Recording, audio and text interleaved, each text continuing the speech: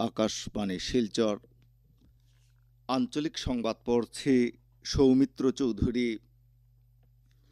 প্রধানমন্ত্রী নরেন্দ্র মোদী আসামের সাম্প্রতিক বন্যা পরিস্থিতি নিয়ে গতকাল মুখ্যমন্ত্রী ডক্টর হিমন্ত বিশ্ব শর্মার সঙ্গে টেলিফোনে কথা বলেছেন এবং রাজ্যকে সব ধরনের সাহায্যের আশ্বাস দিয়েছেন। মুখ্যমন্ত্রী ডক্টর শর্মা আসাম ও প্রতিবেশী রাজ্যগুলিতে গত কয়েকদিনের ধারাবাহিক বৃষ্টিপাতের ফলে উদ্ভূত বন্যা পরিস্থিতি সম্পর্কে প্রধানমন্ত্রীকে অবগত করান। মুখ্যমন্ত্রী ডক্টর হিমন্ত বিশ্ব শর্মা আগামী ৩-৪ দিনের মধ্যে আবারও শিলচর সফরে আসছেন এবং সে সময় শ্রীভূমির বন্যা পরিস্থিতি খতিয়ে দেখবেন। এছাড়া আগামী ১০ই জুন রাজ্যের জলসম্পদ মন্ত্রী পীযূষ হাজারিকা শিলচরে এসে বেরেঙ্গার নাথপাড়া এলাকার দুর্বল বাঁধ পরিদর্শন করবেন। এই কাজের জন্য অর্থ বরাদ্দ করা হয়েছে এবং প্রয়োজনে আরও অর্থ বরাদ্দ করা হবে বলে মুখ্যমন্ত্রী জানান। মুখ্যমন্ত্রী আরও বলেন, আজি মই প্ৰথম দিনা আহিছোঁ। উইদিন দিছ উইক মই আৰু এবাৰ শ্ৰীভূমিলৈকেও আহিম।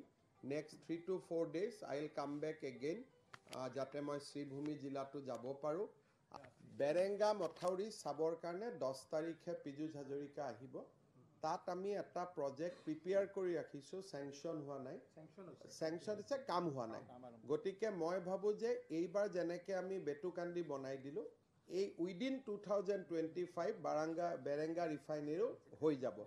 Katigara Gamon Setu, we have asked NSIDCL to complete it in 60 days of time. Today I have reviewed it. They are delayed by 2 days, but I have asked them to improve the work. We'll complete the Gamon Bridge by 28th July. देखिए, रांगीर खाल का तो last time भी project हुआ है और आगे भी जो भी करना है हम लोग करते रहेगा, लेकिन মুখ্যমন্ত্রী ডক্টর হিমন্ত বিশ্ব শর্মা গতকাল শিলচর শহরের 5টি ত্রাণ শিবির পরিদর্শন করে বন্যার্তদের সঙ্গে কথা বলে তাদের সমস্যাগুলি দ্রুত সমাধানের জন্য প্রশাসনকে নির্দেশ দেন। মুখ্যমন্ত্রী শিলচর সরকারি বালক বিদ্যালয়, নর্মাল স্কুল, কেন্দ্রীয় বিদ্যালয়, কসমিক মার্কেট, হিরণপ্রভা দেব শিশু মন্দির স্কুলে স্থাপিত ত্রাণ শিবিরগুলি পরিদর্শন করেন। এছাড়া মুখ্যমন্ত্রী তারাপুরের শিববাড়ি রোডের সিঙ্কিং জোন এবং নির্মীয়মান এলিভেটেড করিডোরের কাজও ঘুরে দেখেন।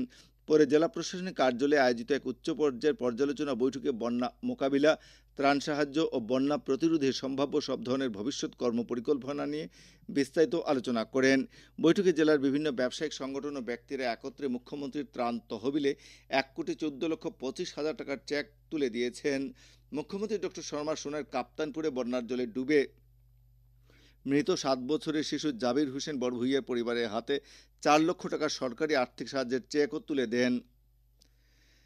রাজ্যের জলসম্পদ বিভাগ থেকে আকাশবাণীকে জানানো হয়েছে যে আজ সকাল 7টায় শিলচর অন্নপূর্ণা ঘাটে বরাক নদীর জল বিপদসীমার 1 মিটার 9 সেন্টিমিটার উপরে এবং বদরপুর ঘাটে বরাক নদী বিপদসীমার 1 মিটার 39 সেন্টিমিটার উপরে প্রবাহিত হচ্ছে। এদিকে আজ সকাল 6টায় শ্রীভূমিতে কুশিয়ারা নদী বিপদসীমার 1 মিটার 38 সেন্টিমিটার উপরে এবং মাটিজুড়িতে কাঠাখাল নদী বিপদসীমার 2 মিটার 28 সেন্টিমিটার উপরে প্রবাহিত হচ্ছে। গতকাল রাত থেকে সবকটি নদীর জল কমছে। শ্রীভূমি পূর্ত বিভাগের সড়ক ডিভিশন শাখার কার্যবাহী বাস্তুকার এক বিজ্ঞপ্তিতে শ্রীভূমি শহরের টাউন কালীবাড়ির পাশে বিসর্জন ঘাটে নদীর জল প্রবেশ করে দুর্ঘটনা প্রতিরোধে 37 নম্বর জাতীয় সড়কের পাশে টাউন কালীবাড়ি সড়কের শনি মন্দির পয়েন্ট থেকে ডাকবাংলো পর্যন্ত সব ধরনের যান চলাচল পুনরাদেশ না দেওয়া পর্যন্ত বন্ধ থাকবে বলে জানিয়েছেন। আসাম বিশ্ববিদ্যালয়ের অধীন আজ ও আগামীকালের অনুষ্ঠেয় স্নাতকোত্তর ইন্টিগ্রেটেড কোর্স সহ LLB এবং বিএড থিওরি ও প্র্যাকটিক্যাল পরীক্ষা স্থগিত রাখা হয়েছে। এই পরীক্ষার তারিখ পরবর্তী সময়ে জানানো হবে বলে বিশ্ববিদ্যালয়ের পরীক্ষা নিয়ন্ত্রক সুপ্রবীর দত্তরায় এক বিজ্ঞপ্তিতে জানিয়েছেন। কাছাড়, শ্রীভূমি ও হাইলাকান্দি জেলা প্রশাসন থেকে জানানো হয়েছে যে জেলাগুলির বিভিন্ন বিদ্যালয়ে বন্যার দুর্গতরা আশ্রয় নেওয়ায় এবং বিভিন্ন স্থানে সড়ক এখনো জলের নিচে থাকায় 3 জেলা সব শিক্ষা প্রতিষ্ঠান আজ ও আগামীকাল বন্ধ থাকবে। কংগ্রেস দলকে শক্তিশালী করতে দলীয় কর্মীদের দিনরাত কাজ করে যেতে আসাম প্রদেশ কংগ্রেস কমিটির নবনিযুক্ত সভাপতি গৌরব গগৈ দলীয় কর্মীদের প্রতি আহ্বান জানিয়েছেন। গতকাল দলের রাজ্য সভাপতি হিসেবে আনুষ্ঠানিকভাবে দায়িত্বভার গ্রহণ করে কর্মীদের উদ্দেশ্যে প্রদত্ত ভাষণে সভাপতি শ্রী গগৈ এই আহ্বান জানান। রাজ্যের ক্ষমতাসীন বিজেপি মিত্রজোটের বিরুদ্ধে ঐক্যবদ্ধ হওয়ার জন্য কংগ্রেসের হাতে শুধুমাত্র 10 মাস সময় রয়েছে বলে শ্রী গগৈ দলীয় কর্মীদের স্মরণ করিয়ে দেন। আমাদের সংবাদদাতা জানিয়েছেন যে গতকাল বিকেলে গুয়াহাটির রাজীব ভবনে আয়োজিত এক অনুষ্ঠানে ভূপেন বরা শ্রী গগৈর হাতে আনুষ্ঠানিকভাবে সভাপতির দায়িত্ব অর্পণ করেন।